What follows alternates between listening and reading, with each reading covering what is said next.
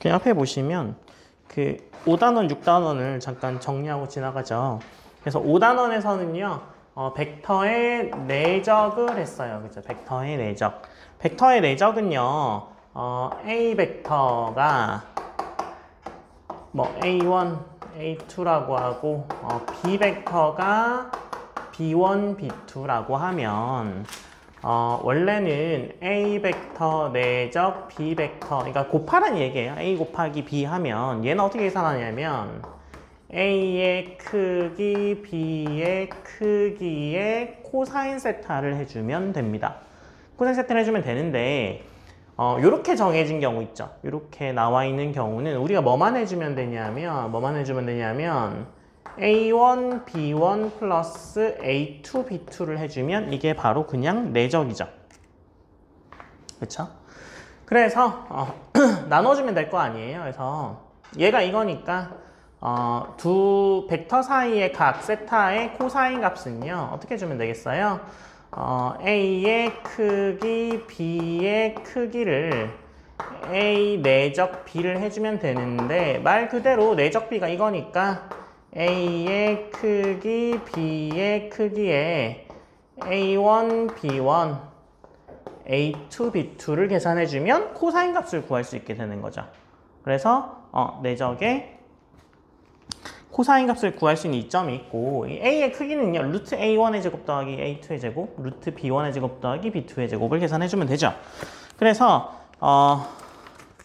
우리가 알 수 있는 건 뭐예요? 만약에 A 벡터하고 B 벡터가 수직이야. 수직이면 이거 내적하면 뭐 나와야 돼요? 0 나와야 되죠. 코사인 90도의 값이 0이니까. 맞아요? 그 다음에 평행하면요. 평행하면 A 벡터하고 B 벡터 평행하면 우리는 이거 어떻게 해줬어요? 뭐 A 벡터를요. 뭐 T의 B 벡터 이렇게 나타냈었죠? 기억나요? 그래서 이렇게 해주면 됩니다. 그죠? 그래서 뭐 그렇게 풀면 되는 거고 그 6단원이 그래서 요렇게 되니까 그죠? 지금 A, B 코사인 세타에서 코사인 세타가 0인 거잖아요. 그죠? 그러면 코사인 세타 0의 값이 1이죠, 1. 그쵸? 그러니까 이렇게 나타내는 건데 내적하게 되면 어떻게 되겠어요, 그러면? 내적하게 되면 그냥 A의 크기 곱하기 B의 크기와 같겠죠. 맞아요? 그래서 이렇게 해서 평행일 때는 그냥 내적이 두 벡터 값의 곱 수직이면 0 이렇게 처리하시면 됩니다. 아시겠죠? 그 다음에 6단원이 이제 그 직선의 방정식의 벡터인데요.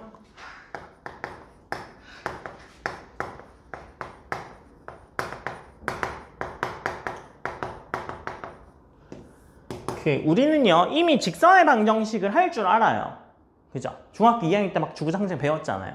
그죠? 그래서 y는 mx 플러스 n 꼴이다 하는 거 알고 있고 그 다음에 직선을 하나로 결정하기 위해서 뭐가 필요해? 서로 다른 두 점. 그래서 두 점을 지난 직선을 만날 수 있죠. 두 점을 주면 우리가 할 수 있는 게 뭐야? 지나는 점 하나와 기울기를 알면 되는 거죠. 맞아요? 그래서 직선의 방정식 우리가 알고 있는 건요. x1, y1 지나고 기울기가 뭐 m이야 이런 거죠. 기울기 m이야 이렇게 되면 y-y1은 m의 x-x1 이게 우리가 알고 있는 직선의 방정식이잖아요. 그죠? 그런데 벡터로 이제 설명을 할 겁니다. 벡터로 설명을 할 건데 뭐 이런 거죠. 이 점 지나고 그래서 a가 뭐 1,2라고 하죠. 2,1이라고 하죠. 그래서 이 벡터 지나면서 기울기가 이런 직선 요거 구해 이런 거죠. 이거면 우리 어떻게 해줘야 되냐면 봐봐 A 지나면서 방향이 D 벡터와 평행한 직선의 방정식 구해라 이런 거죠. 이게 어떤 의미인지 아시겠어요?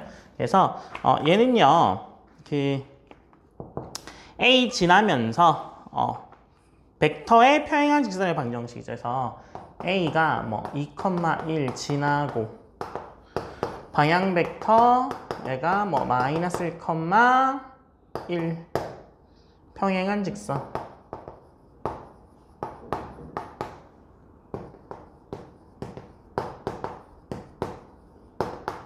방정식을 구하라라고 하면 지나는 점 있고 기울기 줬으니까 우리가 원래 알던 요 모양으로도 바꿀 수 있을 것 같긴 하네요. 그죠?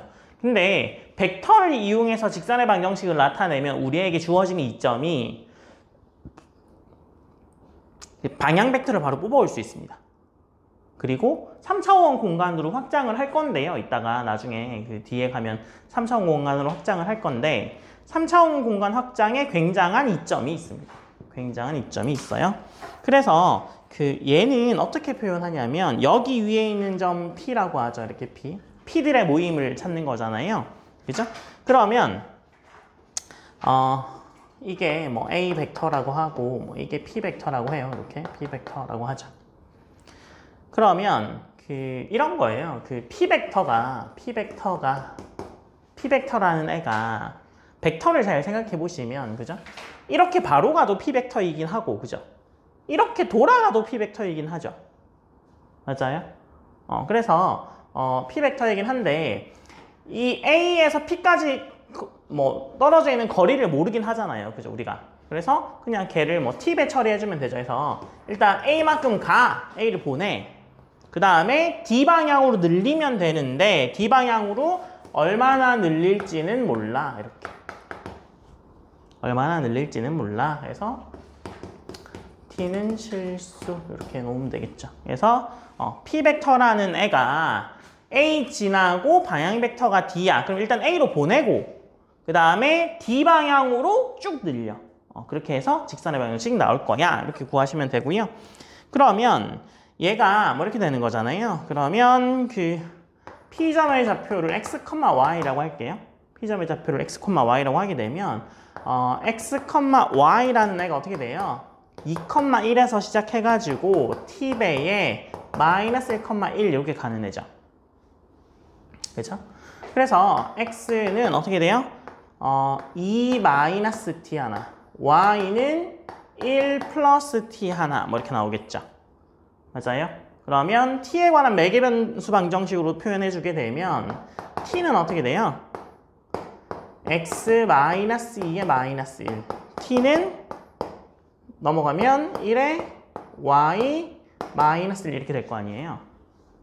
그죠? 얘네들이 같죠? t니까. 같으니까 이 방정식을 어떻게 표현한다고요? 마이너스 1에 x 마이너스 1은 1에 y 마이너스 1이요. 자, 다시 어떻게 했는지 잘 봐요. 마이너스 1, 1이죠. 이게 뭐랑 같아요? 얘랑 같아요. 그 다음에 요거랑 요거요. 이거 많이 보던 거죠? 이거 지나고 이렇게 하는 거잖아요. 그죠? 그래서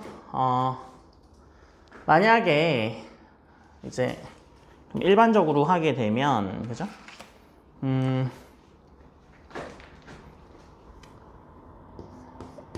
A라는 뭐 x1, y1 지나고 그 다음에 방향 벡터가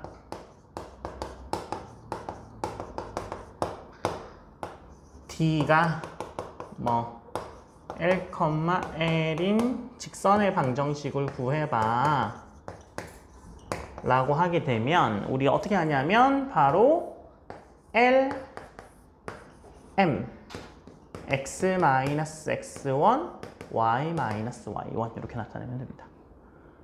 그러면 얘가 우리가 원래 알고 있는 이 형태로 바꿀 수 있어요? 네, 바꿀 수 있습니다. 어떻게 바꾸면 되냐면 얘를 이렇게 곱해주면 돼요. 그죠? 그럼 어떻게 돼요? y-y1은 어떻게 되는데요? L분의 m의 x-x1 이렇게 나타낼 수 있죠. 그래서 우리가 원래 알던 이 방정식도 우리는 뭘로 바꿀 수 있어? 벡터 방정식으로도 바꿀 수 있어. 원래 둘이 같은 거니까. 이해되셨어요?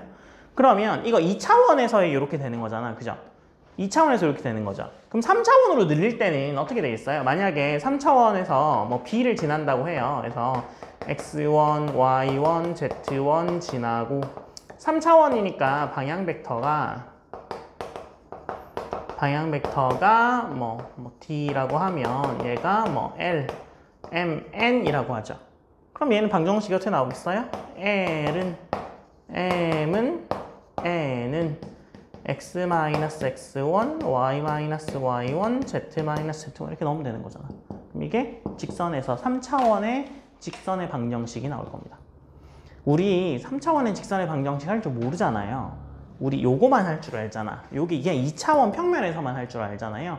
그러니까 2차원에서는 우리가 이게 굉장히 익숙한데 3차원 공간에서 이런 형태로 나타낼 수가 있어? 없어? 없어. 여기 Z가 들어갈 구석이 없잖아요. 그래서 이렇게 나타납니다. 아시겠죠? 그래서 3차원 공간으로 늘리려고 하면 뭐 이용해서 구해야 돼? 벡터 이용해서 직선의 방정식을 구해야만 해. 라는 거죠.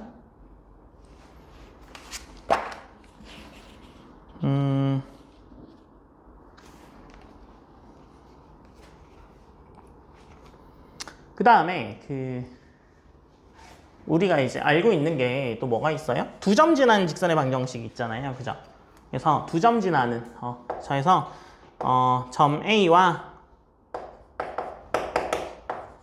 두 점 A, B 지나는 직선의 방정식.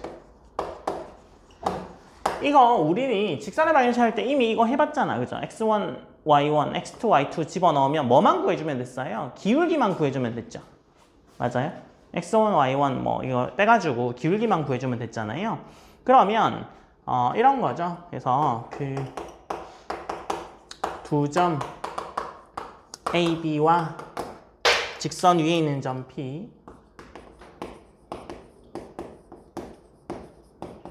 P의 위치 벡터를 A, B, P라 하죠.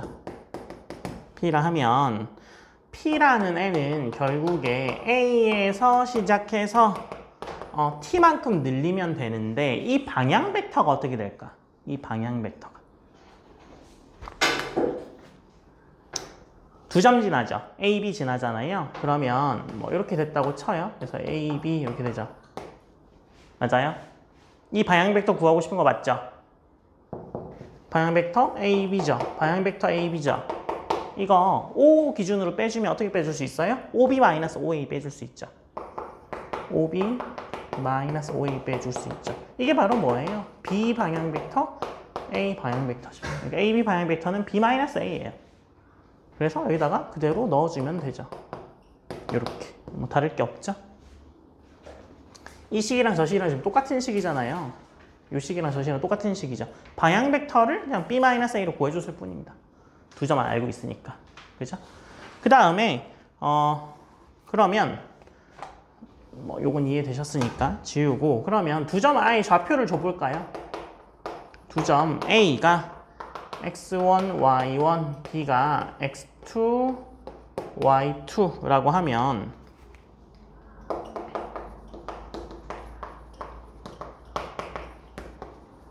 뭐만 해주면 돼요? 방향 벡터만 구해주면 되죠?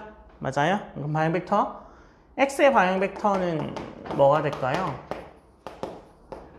x의 방향 벡터는 그냥 x2-x1, y2-y1 이렇게 주면 되겠죠.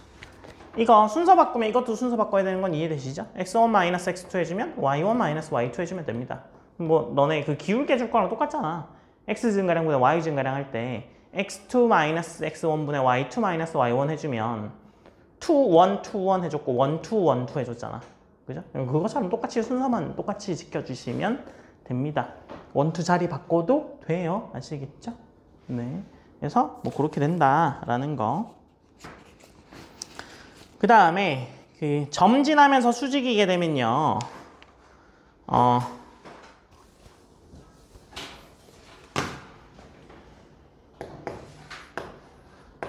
점 A 지나면서 H의 수직은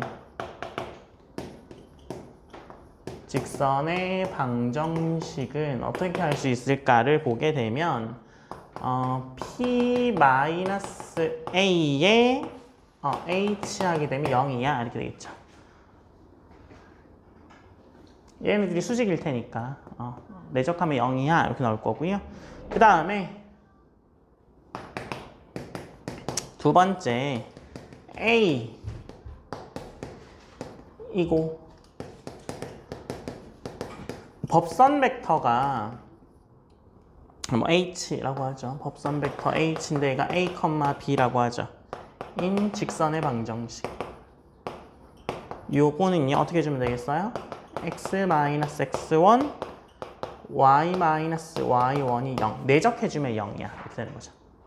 벡터끼리 내적해주면 0이야. 그게 법선 벡터잖아요. 그죠? 네, 수직이니까. 그래서 그렇게 나타낼 수 있더라. 그래서 나머지들은 다 할 수 있는데, 그죠?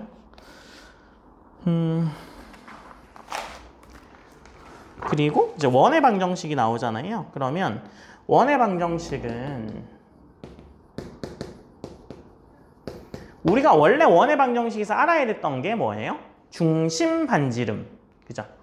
그래서 x-x1의 제곱 더하기 y-y1의 제곱은 r제곱 이렇게 나오는 꼴이잖아요. 그래서 중심이 C라고 하고요. 중심이 C, 반지름 R이라고 하면 그 원 위의 점 P라고 하죠. 그러면 원 위의 점에서 C까지의 거리가 R이야. 이렇게 나오겠죠. 원 위의 점에서 C까지의 거리가 R이야. 이렇게 나올 거 아니에요. 여기가 C면 원이 뭐 이렇다고 쳐요. 그럼 여기 위에 아무 점 P 이렇게 잡힐 거 아니에요. 그죠? 그러면 P-C라는 게 요거 나온다는 얘기죠. 요거의 거리가 R이야가 되겠죠. 그 다음에 지금 다음 나오는 거 있죠.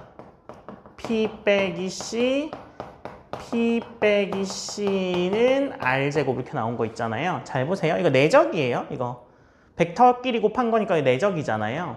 내적은요. 이거 크기 곱하기 이거 크기 곱하기 코사인 세타죠. 근데 얘는 지금 동일하잖아요. 같은 애잖아. P-C, P-C가 똑같은 애죠. 똑같은 애는 각이 몇 도예요? 0도죠. 코사인 0도의 값은 1이니까 R제곱 나오겠죠. 이해되셨죠? 그래서 뭐 그렇게 푸는 겁니다. 그래서 뭐 기본 설명은 제가 다시 해드린 셈인데 문제가 한 번에 잘 풀리지는 않을 겁니다. 왜냐면 우리는 직선의 방정식이 이런 형태가 아직 익숙하지 않아서 그래요. 익숙하지 않아서, 그죠? 그래서 이런 형태로 바꾸고 방향 벡터와 지나는 점이구나. 아시겠죠? 그래서 얘는 뭐 뒤에 가면 나중 이거는 아마 대학과정 가서 나올 거고 뒤에 가면 3차원의 내적이 나오긴 나오거든요. 근데 3차원의 직선의 방정식은 아마 안 나올 겁니다. 고등과정에서 안 나올 거예요. 그래서 뭐 그거는 나중에 배우시면 됩니다. 원방은 그냥 P에서 C 뺀 게 R이야. 이렇게 가시면 될 것 같고요.